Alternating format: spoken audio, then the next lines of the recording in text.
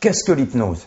L'hypnose, c'est simplement un état élargi de la conscience permettant une plus grande suggestibilité dans le but de provoquer des changements physiques, psychiques, moraux, mentaux, intellectuels, affectifs, sexuels, sentimentaux, comportementaux et même neurobiologiques. Comment fonctionne l'hypnose? Bien, par des moyens utilisant nos 5 sens: visuel, auditif, kinesthésique, mouvement touché, olfactif et gustatif. En effet, si vous dites à quelqu'un tu vois ce que je veux dire, alors que c'est un auditif, va vous répondre non, mais je l'ai entendu. Donc, il faut parler à la personne dans ses canaux sensoriels. Nous avons tous les 5 canaux, mais nous avons tous privilégié 2. En règle générale, le premier canal qui fonctionne à peu près à 55%, le second canal environ à 33%, et les 3 canaux restants se partagent les 10-12% restants. Donc il est important de parler à la personne dans ces 2 canaux principaux. D'autre part, en utilisant des métaphores. Les métaphores, qu'est-ce que c'est? Une maman qui dit à son enfant arrête de courir, tu vas tomber. Et à chaque fois que tu cours, tu tombes. Elle le programme à tomber, alors que si l'enfant est tombé et qu'elle lui dit mon chéri, viens par ici, je vais te raconter une belle histoire.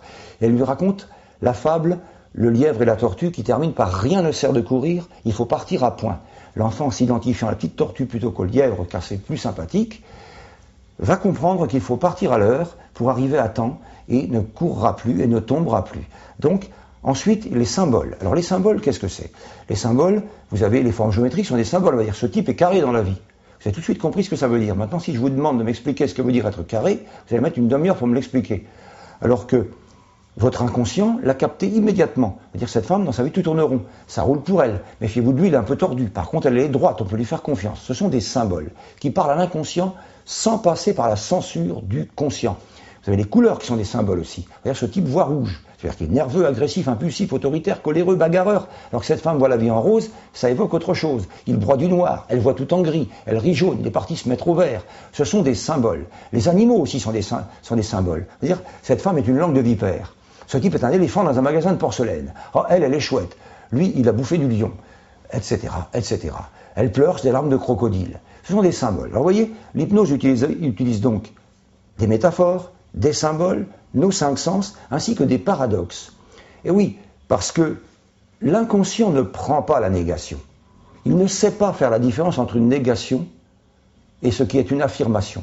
Par exemple, essayez tous de ne surtout pas penser à une Ferrari rouge. Vous ne pensez plus qu'à cela, alors qu'avant que j'en parle, vous n'y pensiez pas. Donc la négation ne sert à rien. Voilà comment fonctionne l'hypnose. Métaphore, paradoxe, symbole, les 5 sens et toutes les astuces permettant de conditionner.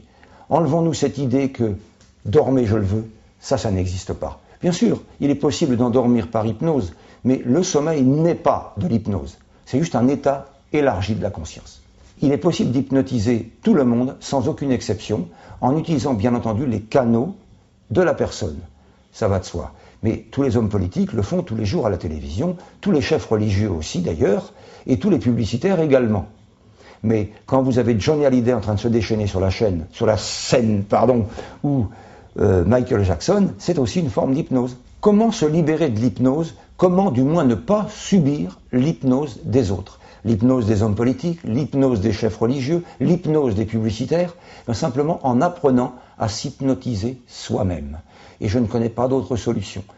À partir du moment où l'on connaît soi-même la technique, on peut lutter contre cette technique, alors qu'autrement, si on ne connaît pas les méthodes, on ne peut pas lutter contre. Ce n'est pas une question de croyance, c'est juste une question de connaissance.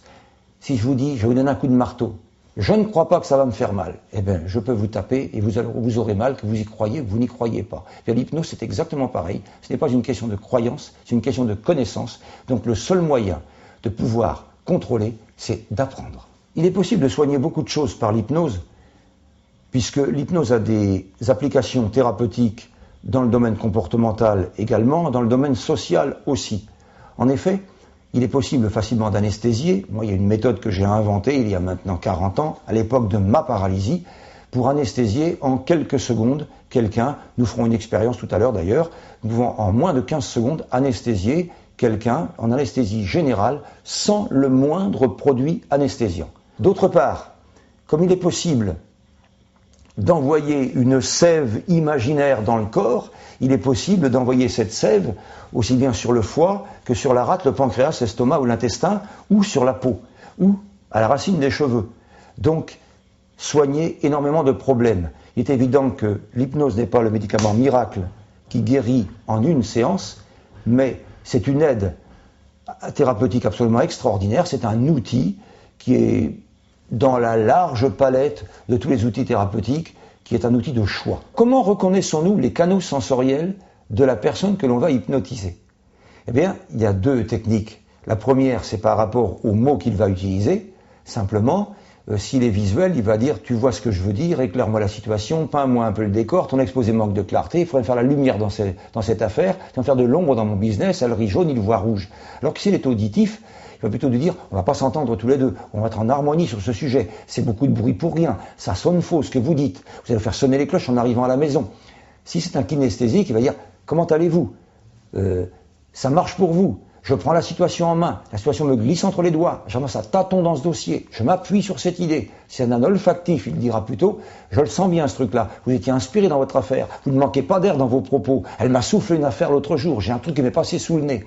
Si c'est un gustatif, il aura tendance à dire, ton propos a du goût, je suis au bout de la langue, je vais vous le dire, je n'ai pas digéré votre réflexion tout à l'heure, vos propos me sont restés sur l'estomac, vous avez des propos un peu amers, un peu salés, un peu sucrés, etc.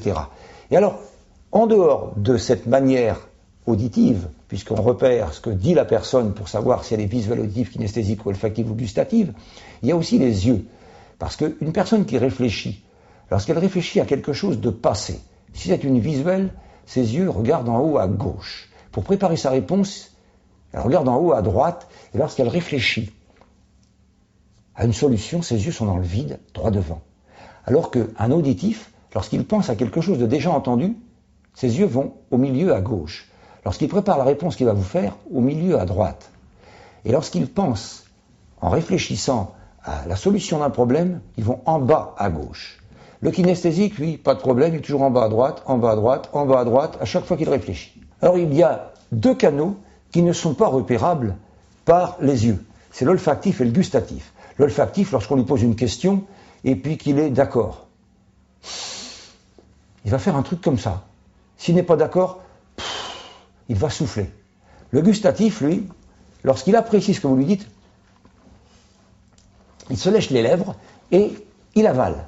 Alors que s'il n'apprécie pas ce que vous lui dites, il a plutôt une tendance à régurgiter. Donc vous voyez, il y a des manières de repérer à toute vitesse sur quels canaux la personne fonctionne. Et en fonction de ces canaux, eh bien, nous saurons comment l'hypnotiser, quels mots utiliser, et bien entendu, quel geste faire, si on doit la toucher.